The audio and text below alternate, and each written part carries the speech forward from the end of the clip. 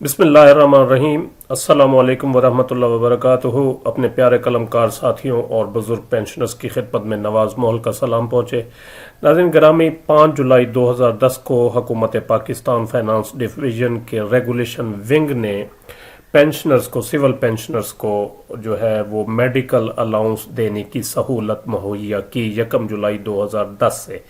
इससे पहले medical allowance माहाना pension में शामिल नहीं होता था, बल्कि तरीक़ाकार ये होता था कि जो भी कोई मुलाजिम, रिटायर्ड सरकारी मुलाजिम या पेंशनर बीमार होता था और हॉस्पिटल में इनडोर दाखिल होता था या आउटडोर भी फैसिलिटी थी, तो वो फिर बिल बनवाता था अद्वियात के अखराजात भी इतने महीने, इस महीने में इतने अखराजात हुए हैं मेरे अद्वियात पर, तो वो एक बिल बनाकर वो फिर बिल जो है ना मेडिकल रीइंबर्समेंट होते थे, चार्जेस।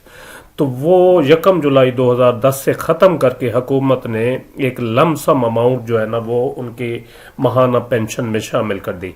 पेंशनर जो थे ग्रेड 1 तक 15 तक के, उनको 25% पेंशन का दिया गया, पेंशन जो वो ले रहे थे नेट पेंशन का, और ग्रेड 16 से 22 तक के जो रिटायर्ड सरकारी मुलाजमीन, उनको 20% जो है वो नेट पेंशन का, पेंशन ड्रॉन का दिया गया।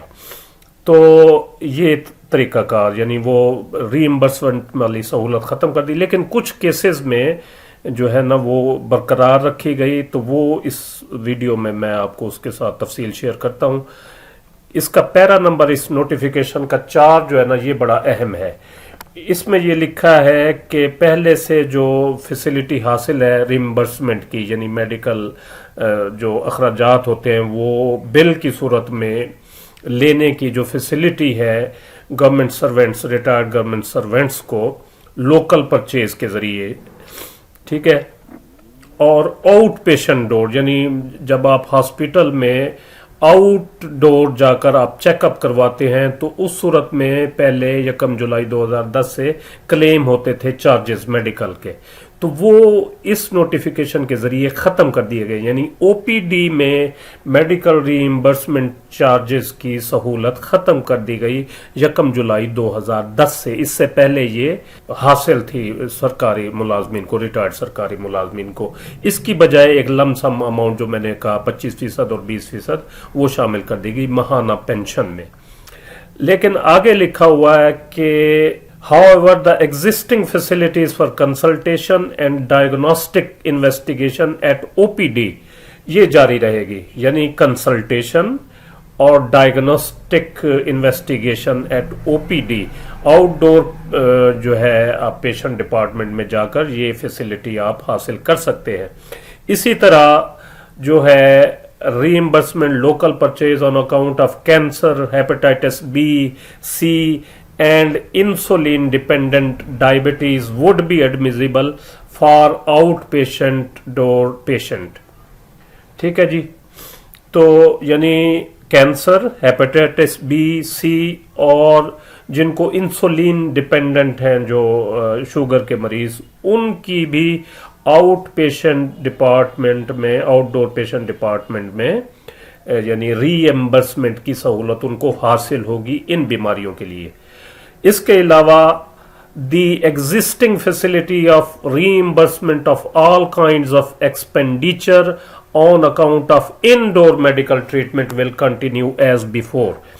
यानी मोटा आप मसला समझ लें कि आउटडोर पेशेंट ओपीडी में जो अखराजात होंगे, दवाइयाँ होंगी, यानी आप कंसल्ट करके डॉक्टर से वापस चले आएंगे तो जितना अखराजात होंगे वो आपको नहीं दिए जाएंगे, आप क्लेम नहीं कर सकते ओपीडी की सूरत में। और इनडोर, यानी अगर कोई मरीज, रिटायर्ड सरकारी मुलाजिम हॉस्पिटल में दाखिल हो जाता है, किसी किस्म की भी उसको कोई अल्लाह ना करे बीमारी हो, तो वो दाखिल हो जाता है इलाज के लिए, तो उस पर जितने अखराजात आएंगे वो क्लेम कर सकेगा मेडिकल रीइंबर्समेंट की सूरत में। जितने भी अखराजात उसके हों, 1 लाख, 2 लाख, 3 लाख, जितने मर्जी हों, all kinds of expenditure on account of indoor medical treatment will continue as before. ठीक है। आउटडोर जो हो गए अखराजात वो ख़त्म कर दिए गए और इनडोर जो है वो एडमिजिबल होंगे पहले की तरह। تو یہ ایک وضاحت تھی جو میں نے مناسب سمجھی کرنا اپنے بزرگ پینشنرز کے ساتھ. تو امید ہے ویڈیو آپ کو پسند آئی ہوگی، جسے لائک اور شیئر ضرور کریں اور اپنی رائے کا اظہار کمنٹ سیکشن میں ضرور کریں.